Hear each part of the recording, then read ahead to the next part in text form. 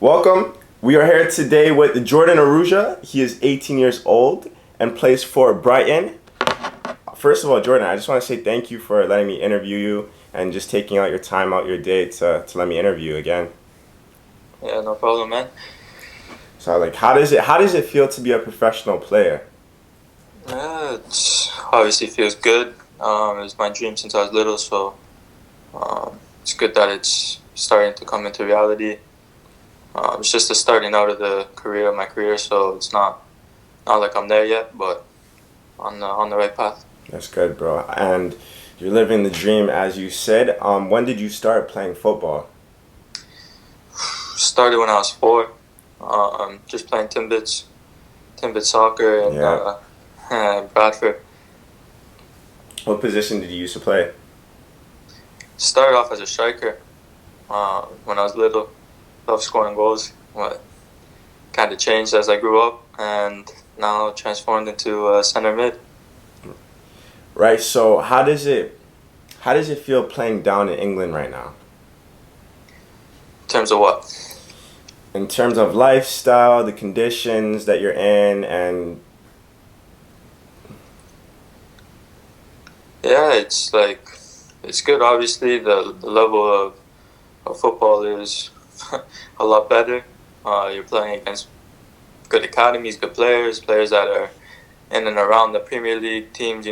right. Like the Chelseas. There's players that are trying to make it to their first team and stuff as well.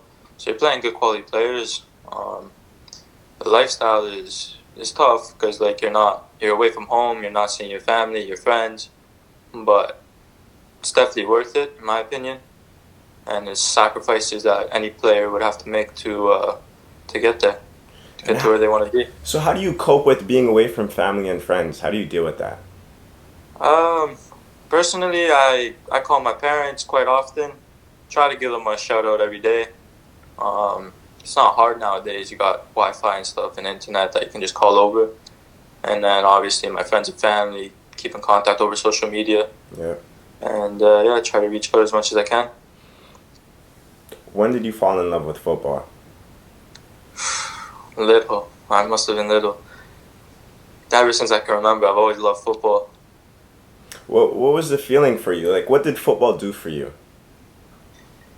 Just the passion is like something that, I don't know, outside of just everyday life, going to school, something always to look forward to, get your mind off of just your homework or whatever, getting away from all your friends at school and stuff, and just going out and expressing yourself and doing what you want to do. Right. When did you sign your first contract? Yeah, last year, so 2017 in August, pretty sure. How did it feel? Yeah, it was a great feeling. I remember the day. It was the first team was playing a cup game at the Amex at their stadium. And before the game, they told me to go up into the stadium, into the office, and to sign my first contract, my first professional contract, which was a great feeling. How did the family feel about this? Obviously, very good. My parents are really proud of me. They know I was dedicated to the sport and put a lot of time and effort into it. So, yeah, they're very, very pleased to hear the news. Right. And till this day, how do they still deal with you being away from home and everything, being all the way from you? You used to live in Canada, right? So now you're all the way in England. That's Yeah, a 12-hour flight or whatever the yeah, case yeah, may yeah, be, right? yeah. No, it's obviously tough for them as well. But I know that they want me to be here and they want me to continue following my dream. So even though it's tough, they kind of put that aside because they know how much I love the game. Why did you choose to sign with Brighton? Well, in the summer, I went on trial with Brighton and Braga last summer in 2017 and did well at both. But Brighton was first to offer me the contract, and being a Canadian kid, That's not hard. yeah, very hard to get over, and having the opportunity to make it official was definitely probably the reason why I signed with them. And why would you say it's hard for Canadian players to become professional players? Why would you say it's hard? We're not really a footballing country, or known to be. Definitely have some great youth right now coming through with like Alfonso Davies, Liam Millers, and stuff like that. But we're not on the same scale as Europeans, and it makes it tough for Canadians to come over because these European clubs don't see us as the same level as their players.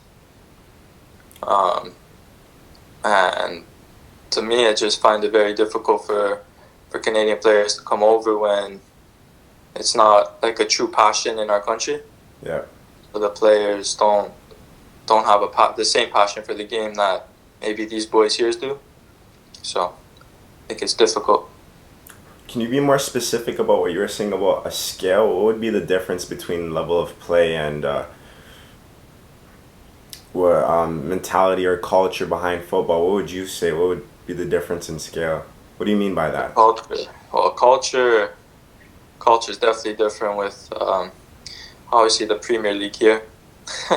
Premier League and MLS. If you go to a Premier League game, you'll see a way different culture than you would at a Toronto FC game or something. Right. But it is getting better in the MLS for sure. But like the level of play is, it's not even about like the physicality of a player or how fast someone can run, or the technical skill even. There's technical players in Canada that can play around with the ball and stuff, but it's more like the tactical awareness and the off the ball stuff that we don't really see. And would you say that we don't have those tactics down here? We don't have those coaches, the equipment, the facility. Would you say that we don't have these things in Canada?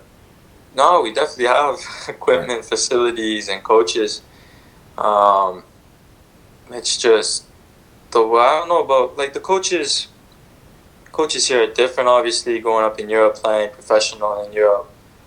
A lot of coaches here are just ex-players, right? Yeah. So they've obviously been there, played the game, loved it. As in Canada, it might just be one of the players' kids that's a coach. And then they go get a little license, and then they can coach. But here it's a little different. And to coach at an academy, obviously the facility at Brighton's unbelievable. To have like all the grass pitches outside that are perfect, the dome, the turf pitches, the little futsal area, whatever. Yeah. It's nice. So it's different. It is different, but it's I'm not sure. I'm not sure how to explain it. Did you ever think you were ever going to become a professional footballer? I've always had dreams of becoming a professional footballer, and yeah, I'd say I couldn't say for sure I knew I was going to become a footballer, obviously, but I definitely had high hopes to become one, and thought I could. I remember. Yeah. Sorry. What was that? No, I always believed in myself that I could. Right. I remember even one day at practice at that shit field that we used to train at. Do you remember the field name? Out in Markham. The rugby field. Yeah. Yeah. And I remember training one day, and you're like, "Yo, you're cheese," and I'm like, "Yo, what's wrong, Jordan?" And you were like, "Yo, I'm just trying to get out." Yeah. This was like before prom and stuff, and then prom happened, and then England and Portugal or whatever. And then boom. Yeah, for sure. I was obviously wanted to progress. I loved A&B, always did, but I felt it was time to move on. Right. Coach Bassam is an amazing coach. Oh, for sure. You can. Hands down. He's as good as it gets. Even you can bring him here, it's as good as it gets in terms of coaching. So how did you get to where you are today? What were some things that either helped you or supported you to get where you are today? Obviously, A&B, Bassam played a big factor in that. I think A&B was probably I haven't seen any other place in Canada that's been as close to Europe in terms of training and like perspective of the game and how it's played, you know? I think A&B is definitely as close as it gets, so I have to say that they helped me a lot. Friends, family, my family have always been there. They always drove me to every practice, you know. Friends for not like um, putting me into bad stuff, bad scenarios, and keeping me on the right path, knowing that my dream was to become a footballer. Would you say your Missing, parents? Sorry. huh? Would you say your parents played a big part in this role? Oh yeah, probably the biggest, if not probably one of the biggest roles. One of the biggest roles for sure. Them and my sister for sure. My sister always having that like competitiveness between us, you know. She go out and score a goal on the weekend. I'd want to go and score two, type of thing. Yeah. But my parents, yeah, you can't thank them enough for obviously taking me out every day. You know, A&B, how you train 4 or 5 times a week. It's not easy for parents who have full-time jobs. But they made it work, obviously. Made sure I got to every session on time. Did the session and stuff. And, yeah. Did you have an agent through this process? I only signed with an agent when I signed my first deal, which was with Brighton. His name's Nico Rolfo, and he's based out of Boston. In the States. Did you have a plan to become a professional player? Did you put together a plan to become a professional player? Well, I sort of put together like ideas of what I wanted to do and talked them out with my coach, obviously Bassam at A&B. Would you be able to tell us a little bit about them or no? It's quite straightforward. He knew I wanted to go to Europe, and I was obviously, there was players before that were getting opportunities. I never really had opportunities at first, and then last year was sort of when it kind of changed. I started going out on trials, and that the other players before me sort of were sorted out, and we're all like on their path to become a professional. I started getting my opportunities, and then obviously ended up working out well. Did you ever have a backup plan? My backup plan was to go to the States to try to play NCAA soccer. Wow. The football is different down there. Down here or in the States? In the States. Yeah, in the States. Have you played down there? Showcasing with like A&B and stuff. Been to a couple camps. Went to Kentucky camp, Michigan State camp, and Niagara camp. Would you say it's similar or between Canada and the U.S.? I think Canada and the U.S. Yeah, it's quite similar, I'd say. Really physical. You would say that they're more stronger down there? Yeah, very physical. Just everything is big, strong, fast, you know? Yeah. So how has your life changed after becoming a professional footballer? It's changed in the terms that I'm not with family and friends, obviously, like I said earlier. It's a job now. It's not no longer just something that I go out to do, you know? Mm-hmm. Obviously on contract, getting paid to do this, so you're an employee at the club. They see you as an employee, and if you're not doing your job, obviously, you get told you're not doing your job. So it's different, very different. Have you ever been told that you're not doing your job? Maybe not in those words, but yeah, there's times where you have a bad game, and they'll definitely tell you. What would you say the difference is between pros and non-pros? What is the difference? It depends. There's non-pros that are doing all the right things to become a professional, so it varies. It does vary. What were some challenges that you went through? All leading back to just leaving family. That was definitely a big challenge, and friends, not being able to see them.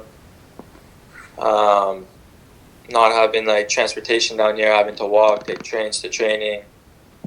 Waking up early, spending the whole day there, doing your extras off the pitch, going into the gym, doing the stuff. It was all different for me, having the opportunity to do that stuff.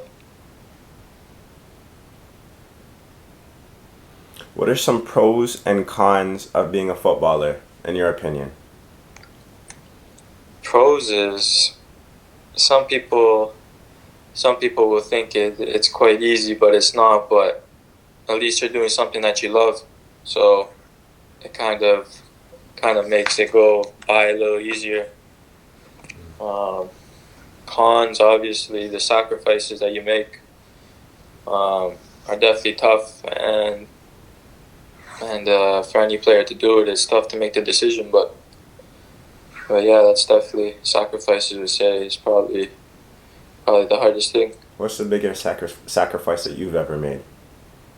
Leaving my family and coming here to live on my own, just to play football.